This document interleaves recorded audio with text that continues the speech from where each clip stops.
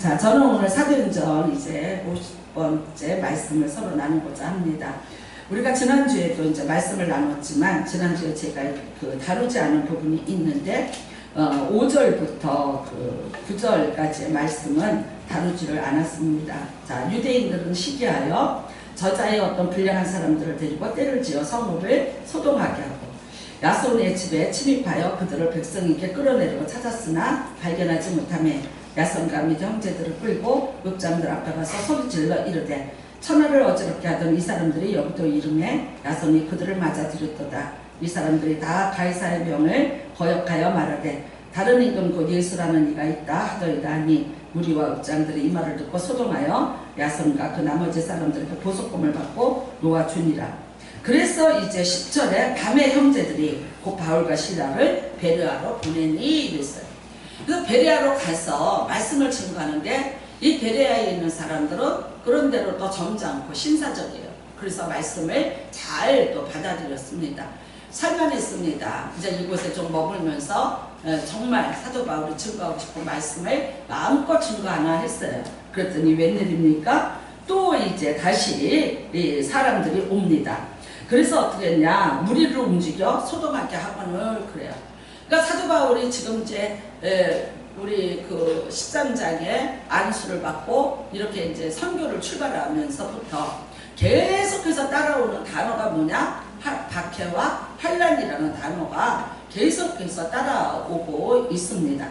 그래서 여기도 또 못 있는 거죠. 베레아에도 있을 수 없어서 그 다음에 이제 또 어디로 가느냐? 아덴. 지금으로 말하면 이제 아덴이라는 곳으로 또 다시 출발을 해서 떠나게 되는 것입니다. 자, 여러분, 우리가 이렇게 보면은 왜 이렇게 박해를 하느냐? 사실은 이제 그 사도 바울은 유대인들의 입장에서 보면은 민족의 반역자죠. 그 다음에 우리가 같은 힘을 모아서 예수 믿는 자들, 이단자들을 같이 처단하던 자였는데, 우리 모든 공동체를 배신하고 떠난 자죠. 뿐만 아니라 종교의 배교자가 되는 거죠. 우리 같이 이제 하나님을 믿는 유대교인인데 갑자기 어느 날 아니야 예수를 믿어야 돼 그래요. 그리고 그 예수를 전해요. 그러니까 종교적인 배교자, 민족의 배신자, 우리 모든 공동체의 또 이제 배신자가 되니까 이 사람들은 이를 갈아붙이고 이 사도 바울을 죽이려고 작정을 하고 들죠. 나중에 보면 이제 자객을 돈 주고 사갖고 그 자객들이 전문적으로 이 사도 바울을 박해하려고 쫓아다니기까지 합니다. 자, 그런데 여러분, 이 박해라는 것이 얼마나 힘든 것입니까? 이 박해, 환난, 이 뜻이 무슨 뜻이냐면, 우리가 이제 뭐 그냥 국어 사전으로 보면 사람이 당할 수 있는 모든 환난과 모든 근심과 재앙을 통틀어서 의미한다, 이렇게 얘기를 하고 있습니다. 그런데 이게 이제 히브리적 사고로 보면 어떤 뜻이냐면 포도를 짓밟아 으깨다, 그런 뜻이에요. 그러니까 사람들이 포도를 따갖고 큰 통에다 넣고 들어가서 발로 으깨갖고 짓밟아요. 그래서 어떻게 해요? 그 즙을 짜내는 거죠. 이제 그렇게 해서 얻는 것이 포도주가 되는 것인데, 포도 입장에서 한번 생각을 해보세요. 얼마나 고통스러울까? 그러니까 그냥 정말 즙을 짜내듯이 짓밟아서 으깨버리는, 그래서 형태가 없어지게 만드는 것, 이거를 우리가 이제 환난, 박해라고 그렇게 얘기를 하고 있습니다. 자, 우리가 무슨 이 땅에 살면서 어려운 일을 겪으면서 이제 이런 일을 겪는 거는 그냥 뭐 그럴 수 있다고 생각을 합니다. 또 요즘에 보면 코로나로 인해서 우리가 많은 환난들을 겪고 있고, 또 이제 뭐 교회가 또 너무 많이 또 당하고 있지만, 그 다음에는 또 뭐 소상공인이라든가 뭐 여러 가지 직업에 따라서 어떤 쪽에는 오히려 더 나았다고 얘기하는데, 어떤 쪽에서는 이제 다 문을 닫아야 되고 뭐 어려움을 겪고, 이런 분들의 이야기가 이제 나오는 걸 보면 정말 너무나 힘들고요. 그 다음에 이제 코로나 같은 것도, 이것도 이제 우리가 어떤 환난이죠. 그쵸? 누구든지 이 질병에 노출이 되면 어려움을 겪는다. 그래서 이렇게 마스크를 쓰고 살아야 되는데, 이제는 이런 말을 하더라고요. 백신을 맞는다고 한들 이게 영영이 우리에게서 끊어진다는 개념보다는 그냥 하나의 질병으로 인류가 끌어안고 가야 되는 병이 아닐까라는 그런 이제 생각까지도 해야 된다고 그럽니다. 뿐만 아니라 이제 뉴스를 보다 보니까 유치원 가는 아이를 손을 붙잡고 유치원에 등교를 시키던 애기 엄마가, 그 젊은 애기 엄마가 음주운전한 차에 갑자기 이제 치여서 그 자리에서 즉사를 했다는 그런 뉴스를 봅니다. 어제 술을 먹었으면 밤에 먹었을 텐데 어떻게 아침에 애를 등교시키는데도 불구하고 그렇게 했어야 되는지. 어저께는 또 뭐 트럭이 이제 한 대가 그냥 상가로 갑자기 뛰어들고 그래서 옆에 있는 건물이 무너지면서 그 건물에서 정말 소박하게 살던 아주머니 한 분이 그대로 그냥 묻혀서 죽어버리고, 또 이제 가스통이 뭐 뉴스를 보니까 너무 힘들고, 뉴스를 보면 오늘 내가 살아있다는 게 기적 같고 이게 정말 뭔가 싶기도 하고 그래요. 세상이 정말 이런 환란의 계속적인 이런 곳입니다.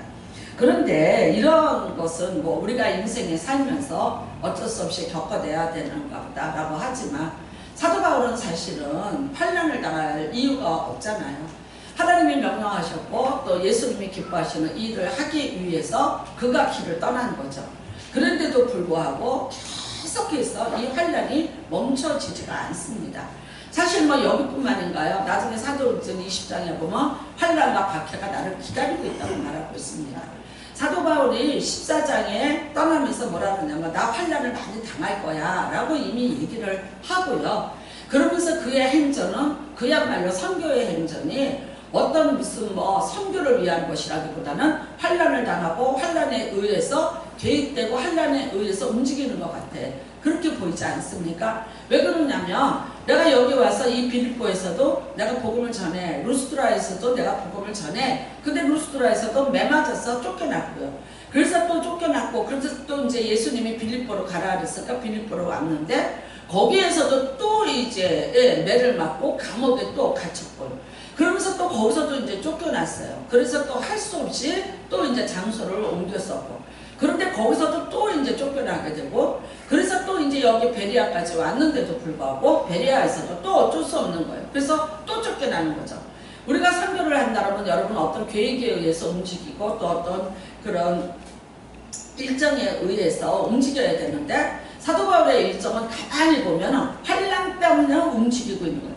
어디로 도피하고 어디로 도피하는 것이 사도 바울이 어디를 결정해서 계획대로 간다는 것이 아니라 환란이 오면 또 도피하고, 환란이 오면 또 도피하고, 환란이 오면 또 도피를 하고.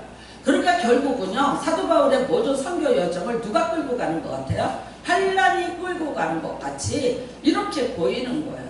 너무나도 여러분 힘들고 어려워요. 근데 보통 환란이 아니라 우리가 지난번에도 말씀드렸지만 내가 죽을 뻔했다고 얘기하지 않습니까? 그리고 너희가 정말 그거는 잊지 말아줘라고 말할 정도의 환란을 겪고 다니고 있습니다. 그래서 진짜 이 사람은 그냥 환란을 어떤 면에서 보면 어떻게 그냥 이건 당연한 것처럼 받아들이지만, 우리가 여러분 이게 남의 얘기니까 좀 매를 맞아야 되고 밤에 도망을 가야 되고, 정말 지금은 어디에요? 바닥 끝까지 이 사람들을 끌어다가 갔다가 이제 갖다 놓고 아주 이 땅을 여기서 멀리 떠나라고 이러는 것을 겪고요. 그 다음에 이것이 바로바로 끝나는 것이 아니라 연이어서 또 어떤 환란이 나를 기다릴지 내가 알지 못한다고 할 정도의 그런 어떤 환란에 대한 말할 수 없는 두려움과 그런 트라우마를 가지고 선교를 해야 되고 있습니다. 자, 우리도 여러분, 저도 목회를 하다 보면 이렇습니다. 정말 환란을 많이 당해요. 성도님들이 당하면서 때로는 이제 그거를 또 이겨내고 또 그러는 분도 계시지만, 그게 안 돼서 또 이제 교회마저 하나님마저도 떠나려고 하는 그런 분들을 많이 보면서 정말 너무나 제가 무능한 것 같이 보이고, 어떤 때는 또 죄책감 같은 것도 들어요. 아, 이렇게 내가 더 이렇게 막아주지 못했나 어쩌나. 근데 뭐 사람의 힘으로 어쩔 수 없는 그의 부모일지라도 어쩔 수 없는 문제들을 만나게 되고, 도저히 뭐 해결해 줄 수 없는 그런 문제들을 만나고 있으면은 진짜 그 앞에서 그래도 뭐 기도하셔야 돼요, 그래도 뭐 하셔야 라고 얘기하기가 민망할 정도의 어려움을 많이 겪고 있는 분들을 대하면 너무나도 마음이 아프죠. 그것 때문에 이제 낙담도 하고, 또 사람이라는 건 그렇죠. 지치죠. 아무리 이제 내가 뭐 믿음으로 이겨낸다고 그래도 그것이 계속해서 지속이 되고 또 내가 감당할 수 없을 만큼의 상처와 고통이 된다면 그렇다면 이제 어쩔 수 없이 사람이 지치고 그 다음에 내가 잡고 있는 어떤 끈조차도 내가 놓고 싶을 만큼 그렇게 힘이 사라지는 그런 일들을 겪는 모습을 보면서 정말 우리가 또 이렇게 하나님 저도 기도합니다. 이것까지는 좀 안 당하면 안 될까요? 여기까지는 하나님 하시지 말고요. 사람이 감당할 시험밖에 주시지 않는다 그랬는데 정말 이게 감당할 수 있는 시험이라는 그 어떤 하나님이 도대체 그거를 어디까지의 선을 두고 말씀을 하시는 거지. 제가 하나님 앞에 묻고 싶을 때가 있어요. 감당 못하겠대요 저 사람이. 나도 감당이 안 되는데 나 같아도 할 수 없다는데 하나님이 감당할 수 있는 시험이라는 거는 그 커트라인이 어디까지인가 라고 때로는 우리가 정말 묻고 싶을 때도 있습니다. 사도 바울이 이 환난을 당했는데 자기의 환난 당하는 것에 대해서 물론 진술을 합니다. 나 참 힘들었다. 나 많이 아팠다. 많이 고통스럽다고 얘기를 해요. 근데 놀라운 고백을 하나 하고 있어요. 뭐라고 얘기하냐면 나는 내가 환난 당하는 것 때문에 너희가 힘들어하는 그것이 내게 더 큰 환난이다. 이런 이야기를 하고 있는 거예요. 그 다음에는요 이런 말을 합니다.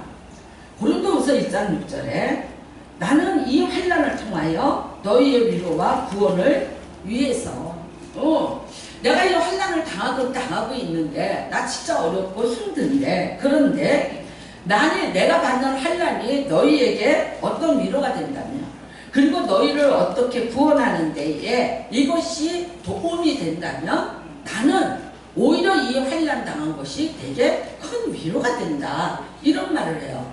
사실 여러분 환난은 사도 바울은 지금 이제 유대인들에게 박해를 받고 있지만 많은 지금 초대교회 사람들 예수를 믿겠다고 바울로부터 전도를 받고 베드로로부터 전도를 받고 오는 사람들이 있어요.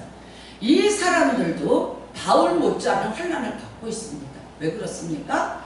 이 사람들 자기의 공동체로부터 완전히 쫓겨나는 거죠. 자기들이 지금까지 살고 있던 그런 영역이 있는데 종교가 바뀌어짐으로 인해서 너무나도 많은 것을 잃어야 되고요. 그로 인해서 받는 박해가 말할 수 없는 거죠. 여기 이방 땅에 있으니까 로마로부터 멀리 있으니까 아니죠. 여기 모두가 다 로마의 영역 아래에 있는 곳이에요. 로마는 황제가 신이고요. 그 황제 밑에 수많은 신들을 섬기고 있는 다신교를 믿고 있고 그 종교를 믿지 않는다면 그거는 황제에게 곧 반역을 하는 거죠. 예수님을 빌라도가 당당하게 십자가에 처형할 수 있었던 것도 마찬가지로 그런 것이지 않았습니까? 그러니까 이 예수를 믿는다는 이것 때문에 내가 가정을 잃어버리고 때로는 직업을 잃어버려야 됐고 수많은 또 분리가 일어나야 됐었고 그 다음에 내가 갖고 있던 모든 것을 직업이라든가 상업이라든가 어떤 기득권에서 내가 쫓겨나야 되는 아픔을 겪는 그런 사람들이 너무나도 많이 있었죠. 그 사람들이 어땠을까요? 예수를 믿는데 왜 이런 환난을 당해? 내가 왜 이런 어려움을 당해? 사람이 종교를 바꿀 때는 여러분 왜 바꾸겠어요? 좀 더 나은 것을 믿기 원하고 더 확실한 것을 내가 갖기 위해서 그러지 않겠어요? 자, 바울이 가면서 병든 자를 치료해요. 그렇다면 여러분 어떤 사람이 예수를 믿겠다고 왔겠어요? 병이 들었는데 못 고치던 사람들이 이 병을 고쳐보자고 종교를 바꿨어요. 그런데 정말 그 사람들이 다 똑같이 사도 바울이 있었던 것처럼 병이 낫는다든지 그런 기적을 체험한 사람도 있겠지만 그렇지는 못하고 그 병이 하루아침에 나는 것은 아닌데 그 이상으로 내가 잃어버려야 되는 것들이 너무나 많은 것을 체험해야 됐고요. 그 다음에는 또 무슨 일이 있었습니까? 박해라는 거죠. 초대교회 박해는 이루 말할 수 없어요. 우리가 뭐 네로 황제가 박해를 했고 그보다 더 무서운 또 도미티아누스의 황제의 박해를 우리가 얘기를 들어서 이미 알고 있고 사자굴로 끌려가고 뭐 여러 가지 일들을 겪는 그런 어려움들을 초대교회에서 겪고 있는 거죠. 그런데 그 사람들이 박해를 만났을 때 누구를 생각하느냐? 사도 바울을 생각하면서 위로를 받는다는 거예요. 그러면서 오히려 어떻게 해요? 내가 낙심하지 않는다. 사도 바울은 이렇게 말합니다. 에베소서 3장 13절에 너희를 위한 나의 환난에 대해서 낙심하지 마라. 내가 너희를 위해서 너희 때문에 내가 받는 환난이 있는데 그런데 너희를 전도하고 너희를 예수 앞으로 인도하기 위해서 내가 환난을 받고 있는데 그것에 대해서 너희가 낙심하지 마라. 오히려 뭐라고 얘기합니까? 이는 너희의 영광이니라. 여러분 환난을 당하는 거 내가 너희를 위한 나의 환난에 대해서 너희가 낙심하지. 내가 환난을 겪는데 내가 잘못해서 환난을 겪는 게 아니라 너희를 그리스도 앞으로 인도하기 위해서 내가 받는 환난이야. 그러니까 이 환난에 대해서 너희가 낙심하지 마. 내가 받는 환난은 뭐예요? 너희를 하나님 앞으로 인도했기 때문에 이거는 오히려 너희의 영광이요 나의 영광이라고요. 사람은 여러분 어려움을 겪습니다. 우리가 많은 고난을 겪습니다. 맞습니다. 그런데 이것을 어떻게 해석을 하고 이것에다가 내가 어떤 값을 지불하냐에 따라서 이거는 똑같은 문제일 때라도 환난이 될 수도 있고 이거는 그 이상의 어떤 내가 값어치를 얻었다면 이미 그런 환난이 아니라 되게 상급이고 영광이 될 수 있다. 사도 바울은 여러분 이 논리를 자기의 환난에다가 잘 대입을 시키는 사람 중에 한 사람인 것입니다. 그는 말합니다. 너희 때문에 내가 받는 이것은 그리고 내가 받는 이 환난은 이거는 보상이고 이거는 환난은 이거는 영광이라고 얘기를 합니다. 골로새서 1장 24절에 내가 이제 너희를 위하여 받는 고난을 내가 기뻐하고 그 다음에 뭐랍니까? 그리스도의 남은 고난을 그의 몸된 육체를 위하여 내 육체에 채우느라. 여러분 내가 받는 환난이 뭐냐? 이거는 오히려 그리스도의 남은 고난을 내 육체에 채움으로 내가 그리스도의 몸된 교회를 위해서 내가 헌신하고 있는 거라고 얘기하는 거야. 그냥 내가 매를 맞는 것도 아니에요. 내가 매를 맞고 저들은 나에게 말할 수 없는 수고를 주고 나에게 말할 수 없는 고통을 주지만 그런데 나는 이것을 통해서 오히려 그리스도의 남은 고난을 내 몸에 채우는 것 이것이 오히려 나의 영광이 되고 나의 상급이 된다고 자기가 고난을 짊어짐에 대한 것에 정의를 내리고 있다. 그러면 이 사람에게 이것이 고난일까요? 환난일까요? 아니요. 이미 이것은 여러분 영광이 되고 상급이 되고 있다는 거예요. 우리는 계시록 1장에 요한이 자기를 소개하는데 뭐라고 소개합니까? 나 요한은 예수의 환난과 나라와 참음에 동참하는 자예요. 사도 바울이 이 요한입니다. 여러분 거장입니다. 정말 90세가 넘어서 100세가 되도록 살아남아서 기독교의 끈을 붙잡고 가고 있는 수장입니다. 그런데도 불구하고 그가 자기를 소개하는 거예요. 내가 예수의 12사도 중에 한 명이었다. 내가 이렇게 사역을 했다. 내가 이런 일을 했다. 그것이 아니. 나를 지금 소개하는데 예수의 환난과 나라와 참음에 나는 동참한 자다. 이것이 그에게 여러분 상급이 됐고 영광이 됐다. 그가 받은 수많은 환난들. 여러분 도미티아누스 황제가 이 요한을 뿔로 가마솥에다가 집어 던졌다고 얘기하지 않습니다. 그럼에도 불구하고 자기가 받는 이 모든 환난이 두려움이었고 아픔이었고 고통이었다고 얘기하는 것이 아닌 거예요. 나는 오직 예수의 환난, 예수가 받는 그 환난에 내가 동참한 것이고 나는 또 그 환난, 그 예수의 나라와 참음에 나는 동참한 자라. 얼마나 자랑스럽게 얘기합니까? 여러분과 제가 이후에 이제 하나님 앞에 올라갑니다. 뭘 얘기하실 건가요? 어떻게 살다가 얘기할까요? 나는 예수님이 축복을 해주셔서 나는 꽃길을 걸다 왔고 나는 높은 자리에 있었고 좋은 집에 있었고 비단 옷을 입고 나는 정말 이 땅에서 많은 사람 앞에서 나는 높임을 받으면서 나는 영광을 드리고 왔습니다 라고 얘기하실 건가요? 아니요. 그때 예수님이 나에게 찾으시는 거는 내가 얼만큼 상처를 받았고 얼마나 아픔을 받았으며 얼마나 내가 고난을 겪으면서 이 땅에 살았는지 우리가 어쩌면 사도 요한처럼 나 자신을 이렇게 진술해야 될 날이 올지도 모릅니다. 그런데 내가 이겼습니다. 예수 그리스도가 이겨주셨기 때문에 내가 이겼고 나는 이 모든 환난을 내가 다 견뎌내고 오늘 내가 배교치 않고 여기까지 와서 내가 하나님 앞에 섰습니다라고 얘기할지 몰라요.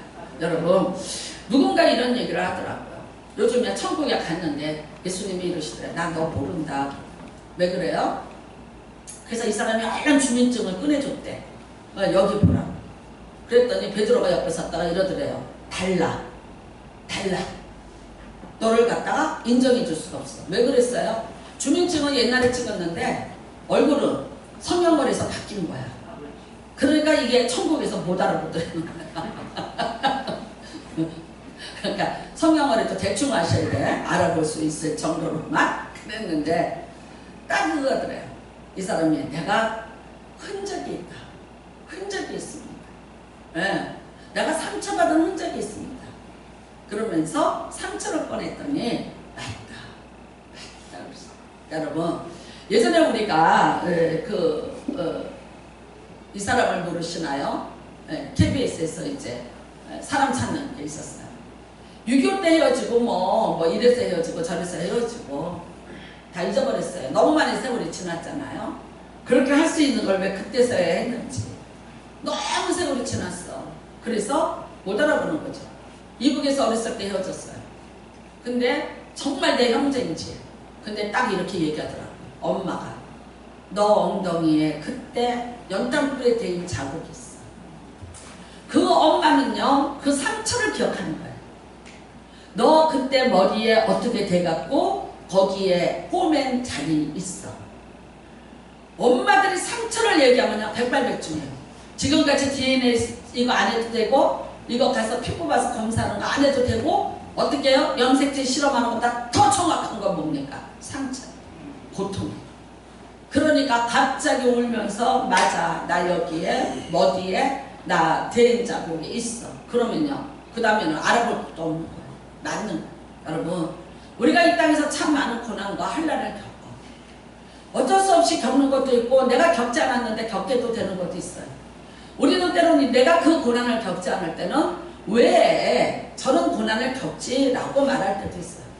근데 이제 내가 또 고난을 겪으니까 이렇게 또 질문해요. 왜 나는 이런 고난을 겪어야 되나? 근데 교단이 이거면 나 끝인가 봐. 이제 나이도 있으니까 이제 하나님도 그러면 그러시지. 이 정도면 이제 됐겠지? 그런데 아니, 또 와요. 도대체 어디 가면 끝나? 언제쯤 끝날까? 그런데 이게 메가탄급으로 더 커져. 메가톤급으로.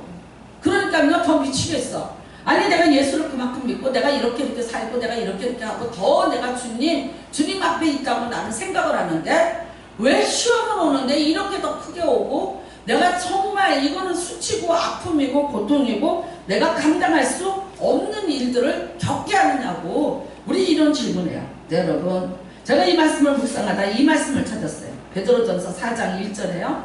육체의 고난받은 자가 자기의 죄를 그쳤습니다. 참 내가 이 말씀을 보면서 맞아. 내가 인생에 고난을 겪었는데 이런 것이 있어요.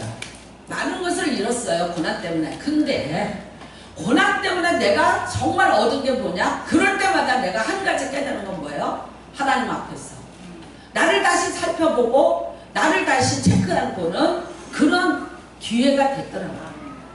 그리고 뭐라 그래요? 내가 혹시 무슨 죄가 있습니까?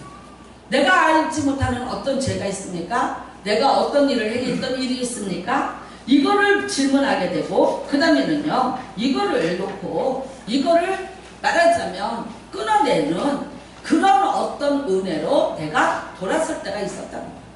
여러분 혹시 기억하십니까? 우리가 인생에 고난이 있었는데 그 고난 때문에 내가 주의 윤례와 법도를 배웠나이다라고 고백한 적이 있습니다. 내가 형통하면 감사하고 내가 잘 되면 얼마나 좋을까? 그러면 내가 예수 더 잘 믿을 텐데. 나는 수없이 이런 얘기 들었어요. 목사님 인권만 되면 내가 성전 짓습니다. 내가 최소한 이런 분이 내 인생에 5명은 지나갔어. 그런데 어떤 한 사람도 그래서 성전 지어준 사람은 없어요. 그리고 그분이 잘 됐을 때 정말 내가 잘 되면 하겠습니다 했는데 잘 됐어. 잘 되고 난 다음에 그 사람이 그 약속을 지켰냐. 그러니까 이렇게 돼요. 잘 된 사람도 있어. 그런데 그게 잘 안 된 사람도 있어. 근데 잘 된 사람을 그 다음부터는 내가 얼굴을 못 보게 되는 날이 더 가깝더라. 근데 나만 못 봐. 나중에 보니까 하나님도 나 그 사람 얼굴 요새 못 본다라고 그러시더라. 여러분, 인생이라는 게 그래요. 우리가 여러분 고난당한 게 내 무슨 죄값인가 뭘 잘못해서 그런가 물론 있을 수 있습니다. 그래서 내가 보통 사람이 짓고도 그냥 살던 죄에 대해서 내가 예민하게 반응하고 거기에 대해서 내가 어떤 걸 하나라도 내가 더 정말 회개를 하고 하나님 앞에 돌아온다면 이거는 나한테 엄청난 유익이 될 수도 있습니다.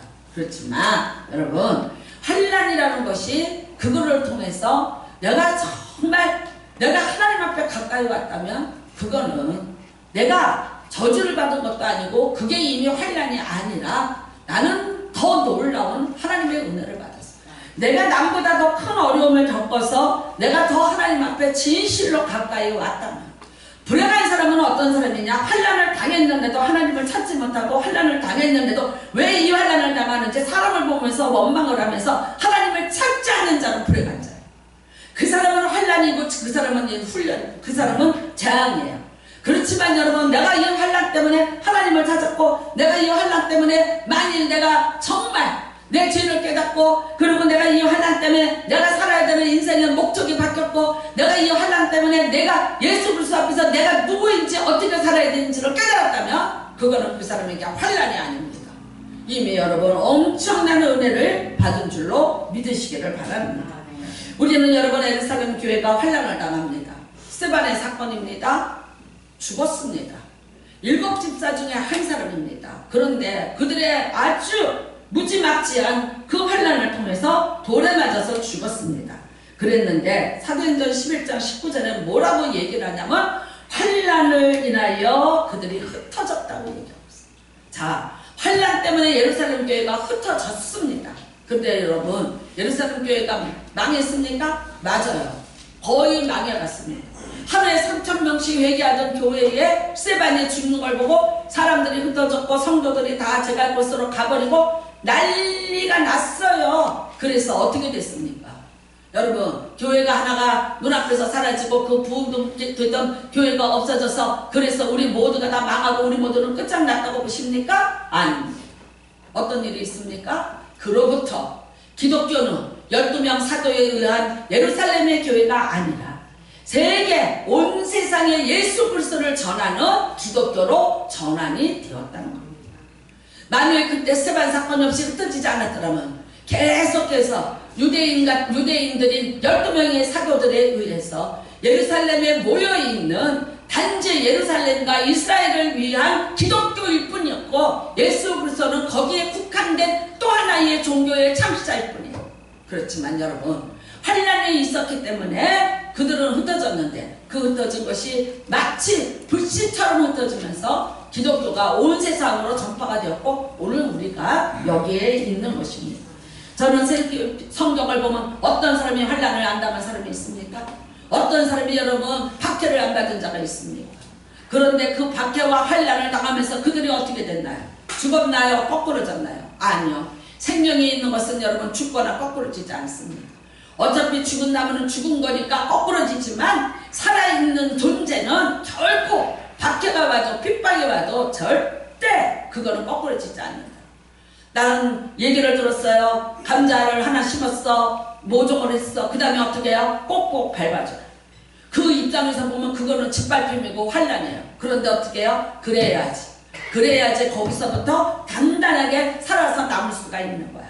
오늘 여러분은 우리가 밟힘을 당하는 것 같고 우리가 짓눌림을 당하고 있는 것 같으나 그러나 우리가 이걸 가지고 근심하지 않습니다. 왜? 사방으로 내가 옮겨 쌓임을 당할지라도 내가 절대 쓰러지지 않을 것은 주께서 나와 함께 하십니다.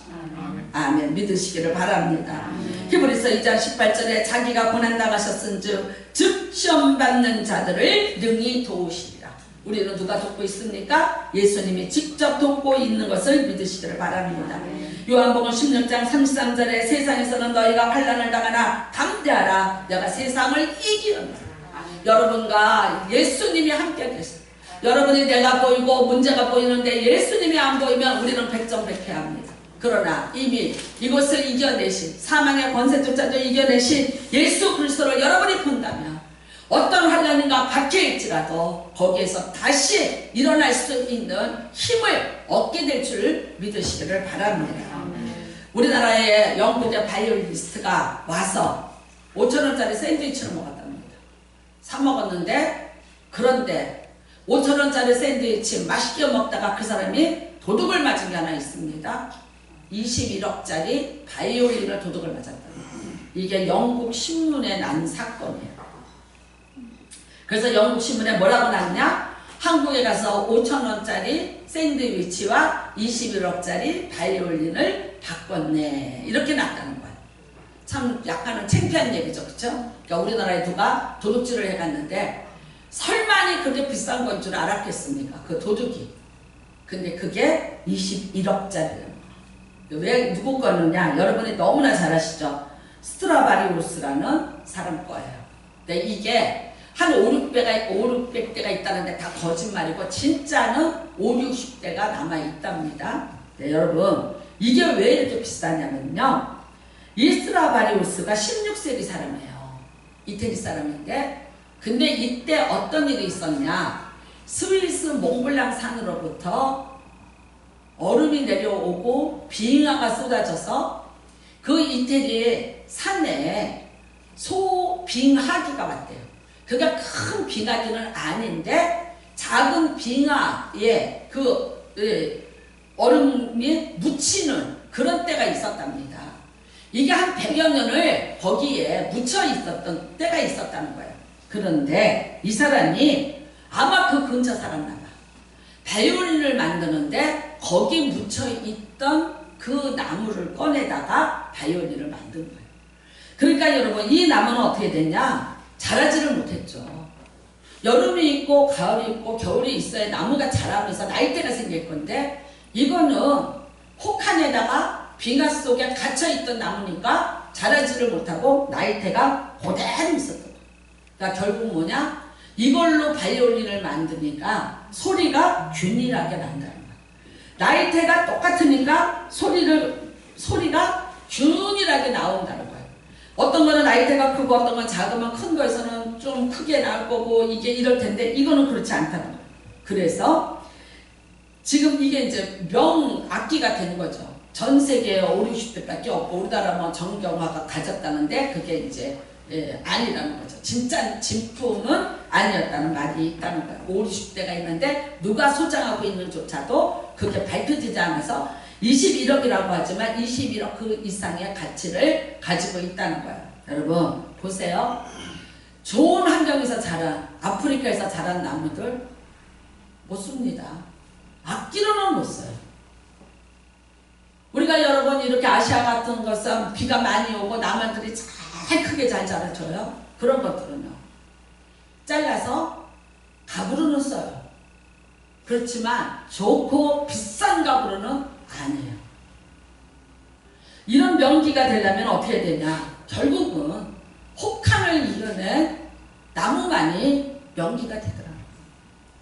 우리가 여러분 인생에서 왜 환난을 당해요? 왜 나는 어려워라는 많은 질문을 하시는지 모르지만 그런데 여러분이 만약 그럼에도 불구하고 예수님을 의지하고 이거를 이겨내신다면 여러분은 정말 신앙의 영적인 명장이 될 것을 믿으시기를 바랍니다. 아멘.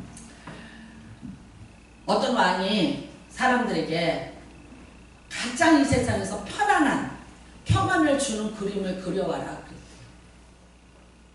자, 여러 사람들이 그림을 그려왔어요. 근데 나중에 왕이 뽑은 그림은 이거랍니다. 폭풍이 몰아치는, 그 다음에 폭포가 쏟아지는 그 그림. 그런데 바람을 일으키면서 폭포가 쏟아지고 있는데 그 폭포 뒤에 새가 한 마리 있더라는 거야. 근데 여러분 생각해 보세요. 그게 그 새가 거기가 평안한 자리겠어요? 지금 폭포가 쏟아지고 있고 물이 튀고 있고 사람이 접근할 수 없는 그런 힘든 상황이야. 새가 거기서 버틴다는 게 얼마나 힘들겠어요. 그런데 임금은 그걸 잡은 거예요. 왜 그랬겠어요?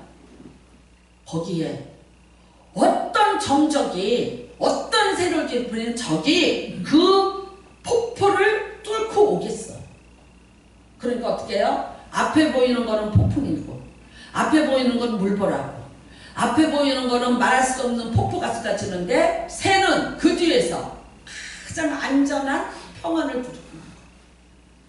임금이 그 그림을 찍더라는 거예요. 여러분, 우리가 눈에 보이는 건 지금 말할 수 없는 폭풍이에요. 어려움이야. 힘들고 고른 거 아니야. 그런데 아세요? 거기가 내가 하나님을 만나는 가장 최적의 장소. 내가 어쩌면 그래서 가장 안전한 장소에 있는지 몰라. 다시 한번 돌아보시길 바랍니다. 여러분, 우리는 성경에 어떤 자가 환난을 안 당한 자가 있어요. 내가 예를 들자면요, 창세기부터 들기 시작하면요, 어디까지 가요? 요한계시록까지 가야 돼. 오늘은 다 가도 못할 거야. 정말 애매하게 당한 사람 요셉도 있고 다윗도 있고, 그쵸? 대표적인 사람들. 그런데 에레미야 같은 사람도 있고 이사야도 있고. 다니엘 보세요. 그가 왜 사자굴에 들어갑니까? 그가 사자굴에 들어갔을 때 뭐라고 얘기했을까요? 내가 하나님을 향하여서 예배드렸는데 왜 내가 사자굴에 들어가요? 근데 사자굴에서 나왔어요? 거기에서 죽었어요? 나왔어요. 나왔어요. 나오니까 그 다음부터 역전되는 거예요.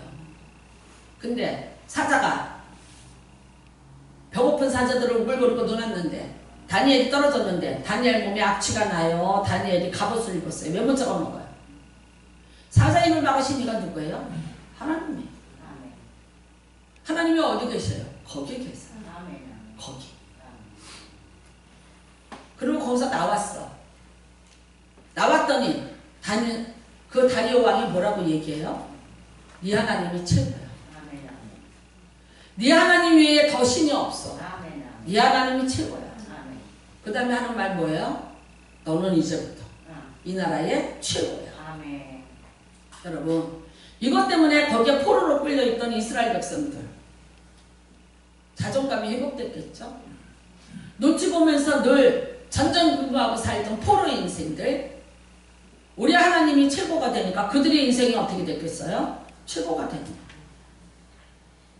어떤 한 사람이 미랄처럼 희생을 당했어요. 사람들은 얘기해요. 가십거리로 죄를 졌나 보지, 무슨 일이 나머지. 그 다음에 또 이렇게 얘기해요. 밀어나니까 그랬지, 몰래 좀 숨어서 하지, 그때만 좀 피하지 그랬어, 등등등등. 참 말들 잘해. 똑똑하게 교훈하려고 들고, 똑똑하게 지시하려고 들고, 똑똑하게 길을 인도하려고 들고. 참 많이들 해요. 잘났어 정말. 그 다음에 이렇게 얘기해요. 남 아플 때 아유 왜 그랬어.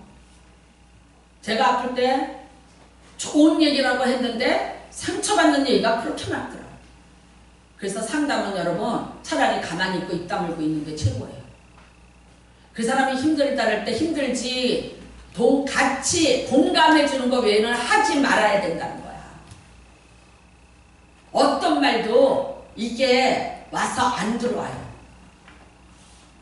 근데 내가 언제 한번 날 못됐잖아. 그래서 내가 이랬어. 두고 보자. 근데 그 본인이 아팠어 이제. 나랑 똑같은 거 걸렸어.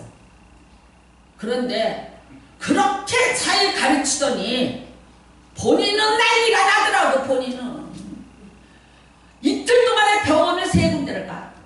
서울대 병원 갔다가 건국대 병원 갔다가 스테브란스 갔다가 간다고 다 돼요. 이 사람 저 사람을 찾아갖고서는 난리가 나갖고 조사하는 거야. 드디어 나한테까지 전화가 왔어. 그래서 제가 그 남편 장로님한테 그랬어. 장로님 아무 소리도 하지 말고 데리고 와요. 여기 내가 해놓을 테니까 빨리 와. 나 그랬을 때 뭐 좋은 말 다 했어요. 하나님이 능력 주실라 그래. 뭐 더 큰 은혜 받을 거야. 뭐 쓰시려고 그래. 뭐 쓰고 뭐고 내가 지금 아파서 죽게 됐는데 나중에 쓰든지 말든지 지금 내가 죽겠다니까 뭘 어떻게 하시려고 그래. 복 받으려고 그래. 본인 닥치니까 뭐라 그래요? 어떻게 하면 좋아. 당황을 하니까 사람이 정신을 못 차리더라. 정리해 줄 테니까 빨리 와. 인생이 그런 거야. 그러니까 내가 흉을 보자는 게 아니야. 나도 그렇고 너도 그렇고 다 그래. 우리 인생은 다 그래. 그러니까 여러분 어떻게 돼요? 너희는 담대하라. 내가 세상을 이겼노라. 예수 그리스도 외에는 우리를 잡아줄 자가 없고 우리를 이기갈 자가 없어. 예수님은 여러분 이미 환난을 당했어요. 내가 고난을 받은 게 왜 고난을 받았어요? 시험 받는 자들을 능히 돕기 위해서 예수님 자신이 고난을 받으셨다고 말해요. 우리 때문에 채찍에 맞았어요. 먼저 질고를 겪었어요. 왜? 우리가 겪을 일들을 그분이 대신 다 담당해주고 우리를 살려내기 위해서 그렇게 하신 거예요. 오늘 여러분 그 예수 그리스도를 다시 붙잡는 은혜가 임하시길 바랍니다. 사람 봐서 되지 않습니다. 왜 내가 환난을 당하냐고 불평하지 마십시오. 원망도 하지 마십시오. 여러분, 내가 이 환난에 대한 정의만 다시 오늘 회복하시는 은혜가 임하시기를 바랍니다. 내가 이 환난에 대해서, 이 남다른 환난에 대해서 내가 어떻게 정의를 내릴 것인가. 사도 바울과 같이 다시 한번 정의를 내려보시고요. 그 다음에 전적으로 그 예수를 의지하시는 은혜가 임하시기를 주님의 이름으로 축복합니다. 여러분이 너무나도 잘 아시는 말씀입니다. 이사야서 43장입니다. 우리 한번 같이 봉독하겠습니다. 43장 1절입니다. 이사야서 43장.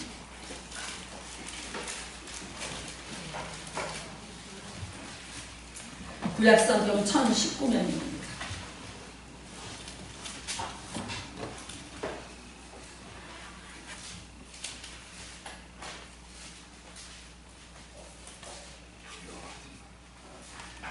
(43장) 1절로 7절까지 같이 봉독합니다. 시작. 야곱아, 너를 창조하신 여호와께서. 지금 야곱이라고 부르지 마세요. 야곱이라고 부르지 말고 누구 불러요? 네, 내 이름 부르세요. 내 이름. 내 이름. 명수가. 나는 그럴 거니까 여러분은 나 또 헷갈려서 나 따라서 또 명수가 하면 안 돼요. 아셨죠? 졸다가 또 명수가. 내 이름 그렇게 함부로 부를 남자는 딱 한 사람밖에 없어. 그러니까 자기 이름들 부르세요. 자기 이름들. 시작. 명수가, 너를 창조하신 여호와께서 지금 말씀하시느니라. 이스라엘아, 너를 지으신 이가 말씀하시니라. 너는 두려워하지 말라. 내가 너를 구속하였고 내가 너를 지명하여 불렀나니 너는 내 것이라. 내가 물 가운데를 지날 때에 내가 너와 함께 할 것이라. 강을 건널 때에 물이 너를 침몰하지 못할 것이며 내가 불 가운데로 지날 때에 타지도 아니할 것이요 불꽃이 너를 사르지도 못하리니 내저 나는 여호와 내 하나님이요 이스라엘의 거룩한 이요 내 구원자임이라. 내가 애굽을 너에게 속량물로 구스와 스바를 너를 대신하여 주었노라. 내가 내 눈에 보배롭고 존귀하며 내가 너를 사랑하였은즉 내가 내 대신 사람들을 내어주며 백성들이 내 생명을 대신하리니 두려워하지 말라. 내가 너와 함께하여 내 자손을 동쪽에서부터 오게 하며 서쪽에서부터 너를 모을 것이며 내가 북쪽에게 이르기를 내놓으라. 남쪽에게 이르기를 가두어 두지 말라. 내 아들들을 먼 곳에서 이끌며 내 딸들을 땅끝에서 오게 하며 내 이름으로 불려지는 모든 자 곧 내가 내 영광을 위하여 창조한 자를 오게 하라. 그를 내가 지었고 그를 내가 만들었느니라. 아멘. 할렐루야. 어떤 것도 여러분 침몰하지 못하고 어떤 것도 여러분 사르지 못합니다. 오늘 여러분을 지으신 하나님이 여러분의 주인이십니다. 붙잡고 계십니다. 대신 다른 것을 주고 나를 구속해서 샀기 때문에 나 놓치지 않습니다.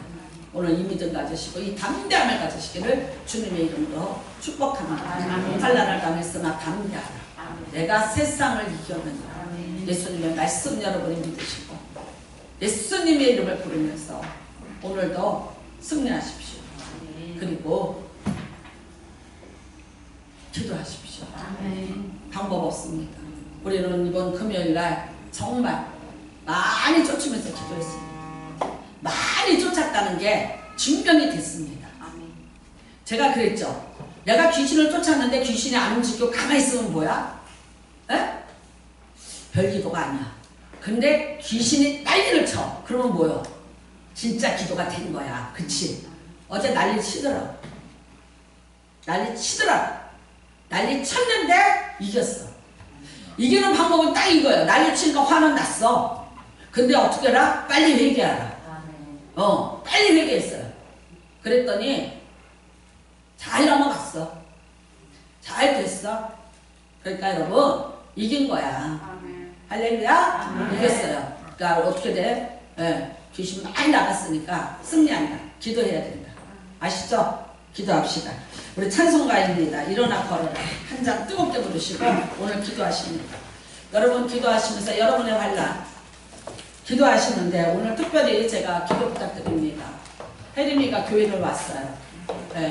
우리 이혜림 양이 휠체어를 타고 오늘 교회를 왔습니다. 정말 있는 힘을 다해서 죽을 힘을 다해서 하나님 앞에 와서 예배드렸습니다. 오늘 그냥 보낼 수가 없어. 할렐루야. 아시죠? 그러니까 금요일날 우리 미리 예행 연습한 거예요. 오늘 기도합니다. 아멘? 네, 쫓읍시다. 병마를 쫓고 하나님 일으켜 달라고 같이 기도합니다. 자, 일어나 걸어라.